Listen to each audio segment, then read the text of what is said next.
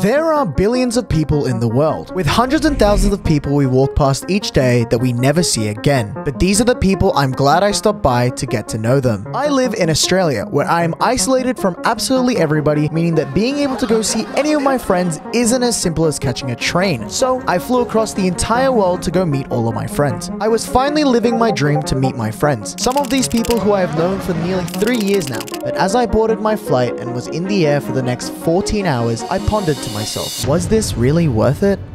These people that I considered friends, I might have known them for a while, but I have never met them in person before. Who knows how different they could be in person? Maybe they aren't as excited as I am to meet them. How do I really know if they aren't playing some sort of character? As these questions rolled around in my head, I finally arrived at my destination, the United States of America. It was 6 AM in the morning and I had apparently arrived the earliest out of anyone in the group at the airport. After waiting 8 hours in the airport, I finally noticed a familiar face approach me. Clown Pierce, someone who had trained me in PvP and been like an older brother to me, is now standing right in front of me. So I shoved him onto the ground as a way to greet him. But while me and Clown had been messing around, finally, the rest of the group would arrive as well.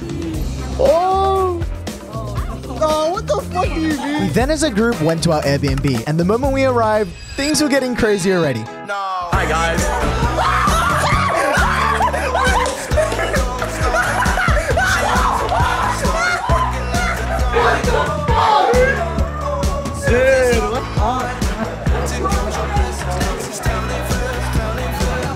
Why do you have me as your wallpaper? Oh, we weren't supposed to see that. Yeah, that's kind of weird. What do you mean? What's weird about it? It's weird. This just been my back. I just needed a background. And Wait, can you show us? Like, can you show us the background? A couple months ago, I just like needed a background. And as we continued to mess around in our Airbnb, we all decided to go downtown to grab some food and meet others as well. Most people went to go get pizza, but I wanted to try something more American and got myself a nice chicken burger, which also in this same store they were selling glazed donuts with chicken in it. After a nice meal, we all just headed back to the Airbnb and called it for a night. And the next morning, I woke up to see Radoons had arrived at the Airbnb. But we had a problem. Our good friend Mark Vormethius was supposed to be arriving at the Airbnb with Radoons. But unfortunately, Mark's flight had been delayed, and throughout the entire night, he had been stuck at the Atlanta airport.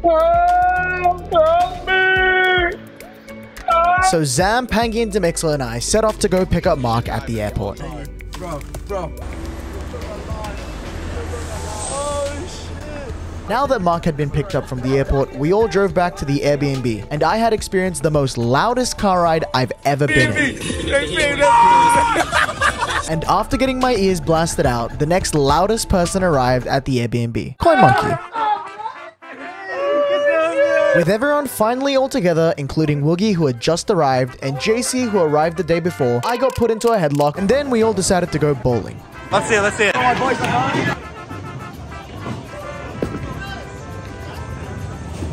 We're not going to talk about how many pins I hit that day. At least I wasn't Prince Zam though, because he only hit 8 pins that day. And with finishing off the night, we headed back to start the grilling stream.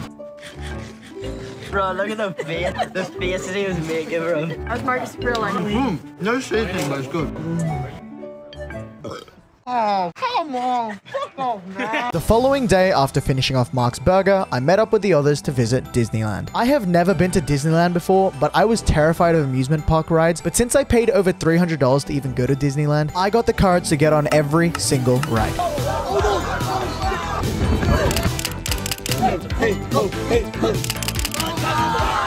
As the day was finally coming to an end, we all stood in front of the Disney castle while we watched the fireworks go off. This beautiful fireworks show had made me realize how much had happened during the 3 days I've already been here with my friends. All of these people that I had stared at through my screen for the past few years finally had depth to them, and I had been taking it all for granted. In that moment, I realized that I was halfway through my trip already, and as the fireworks show ended, I was excited for what I had in store for the next few days. As the 4th day began, I headed to the VidCon convention to finally meet everyone. Not just to meet my other friends, but to also meet new creators. I even got to meet Tubbo, and he knew who I was, even though he doesn't know how to say my name properly. And by spending my entire day at the convention, we all got dressed formally to go to a Denny's. Walking into this Denny's with formal outfits made us look so out of place, but we all dined in style that night. And the next 2 days, we all just walked around the VidCon convention, meeting new people and annoying people in the Airbnb.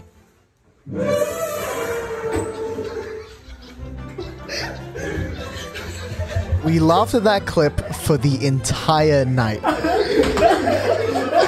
But on the last day of the convention, I got a call from Parrot and Vortex. They had been trying to look for me through the entire convention throughout the day and had no luck in finding me. And when they were just about to give up on looking for me, Parrot had found me and given me his only U2's plushie, as I had gotten him some snacks from Australia. And as we left the convention center for the last time, I didn't realize that one of the people I idolized the most was leaving today. Terrain, who I had spoken to for so long online and someone who I was excited that I had met, had left earlier than anyone else. I have looked up to Terrain for the past few years now, and as I watched him slowly walk away from the convention, I realized that my time with Terrain had ended and I wouldn't see him again in person. On the final day, we all decided to clean the Airbnb and head to the beach to spend our last moments together. And while cleaning, we had 2 new guests to join us at the Airbnb. And I gotta say, if you need someone to clean for you, ask Vortex, as he literally swept every area of the house. And while messing around a little more, we headed to the beach. With the bonfire lit up that night, I got to know these people to a whole deeper level. And as time went by, finally, Woogie, Vortex, and Vitality all said their goodbyes and left.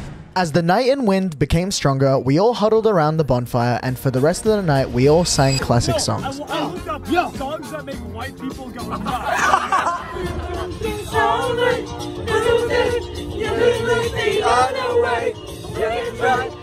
As we chanted songs like Ghost Town, that was the moment that made me realize that everyone that I'd been wanting to meet all these years were all genuine, and the worries that I had going on this trip meant nothing, and that going from friends who all just met through Minecraft to yelling at the top of our lungs singing Minecraft parodies, and even getting recorded by strangers, it all finally felt real to me, and I continued to enjoy the moment till the very end.